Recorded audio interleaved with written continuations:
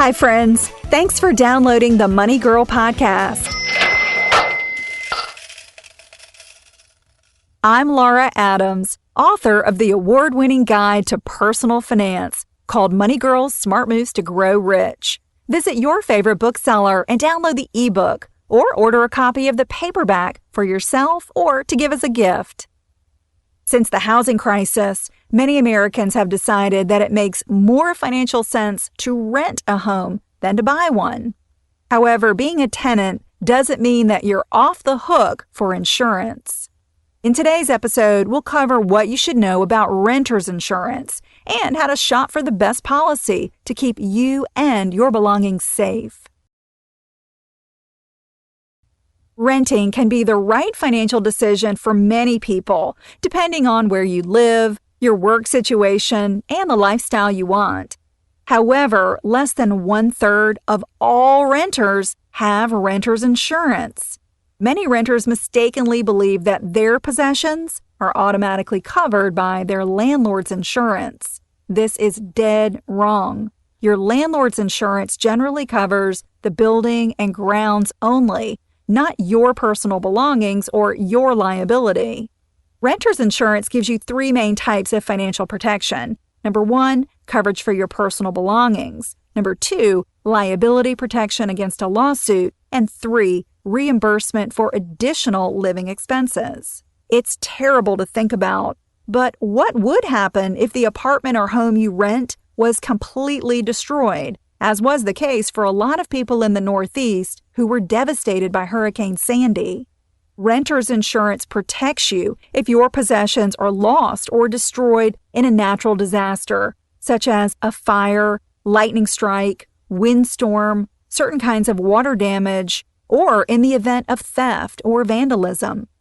However, most policies don't automatically include insurance for earth movement, such as an earthquake or landslide, nor do they cover damage from floods or underground water. Flood insurance is available from the federal government and a few private insurers only. You can learn more about the National Flood Insurance Program at floodsmart.gov. To make sure you have enough renter's coverage for all your belongings, create a detailed inventory of what's in your home that includes the estimated value for each item or category. Check out the free software that makes creating and updating your home inventory easy at knowyourstuff.org. Also, my Quick and Dirty Tips colleague, the Domestic CEO, has some great tips on how to document your belongings.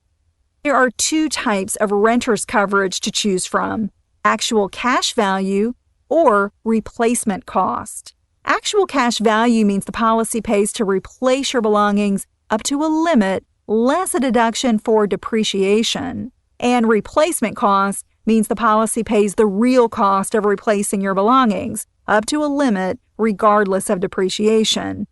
A replacement policy costs about 10% more than a cash value policy, but it may be worth it if your most valuable possessions have depreciated significantly. And speaking of valuables, many policies limit the amount of coverage for certain expensive items. That means you may need a separate policy known as a floater or rider for additional coverage on items like jewelry, collectibles, antiques, and computers. Some renters' insurance may offer inflation coverage, which automatically increases the amount of your coverage according to a financial index as the cost of living goes up. Most renters' policies include off-premises coverage that protects your belongings when you're outside of your home. For instance, if you're on vacation and your laptop is stolen from your car or hotel room, it would be covered. However, most policies have low caps on off-premises theft, so shop for additional off-premises coverage if you travel a lot.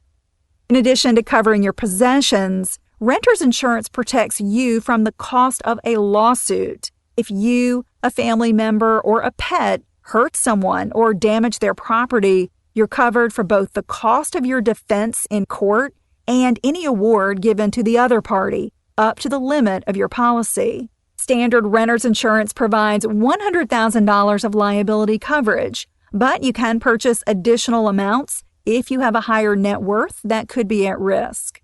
Liability also includes several $1,000s of no-fault medical coverage if someone injures him or herself while they're in your home. The final type of financial protection that renter's insurance gives you is called additional living expenses. This saves you if your home is uninhabitable due to an insured loss and you have to move out until repairs are completed or you have to relocate to a new home. Additional living expenses may include the actual costs of a temporary rental, hotel, restaurant meals, and related items that you incur during the time you can't live in your home. Some policies reimburse you for a set period of time, while others may impose a financial cap, so be sure you understand how much coverage you really have. The cost of a renter's insurance varies by company, the deductible you choose, and how much coverage you purchase. However, the average annual premium is only $184, or about $15 a month, according to the Insurance Information Institute. That's incredibly cheap insurance for the coverage you receive. So, if you're a renter, don't miss out on the affordable protection and peace of mind that renter's insurance gives you in the event of a disaster or lawsuit. And if you already have a renter's policy, review it periodically to make sure that you have enough coverage to protect your finances. We post transcripts of each show on the Money Girl page at quickanddirtytips.com. To read this transcript, look for episode number 294 called Your Guide to Renter's Insurance. While you're there, be sure to connect with me on social sites like Facebook and Twitter and sign up for the free Money Girl newsletter. I'm glad you're listening. Cha-ching! That's all for now. Courtesy of Money Girl, your guide to a richer life.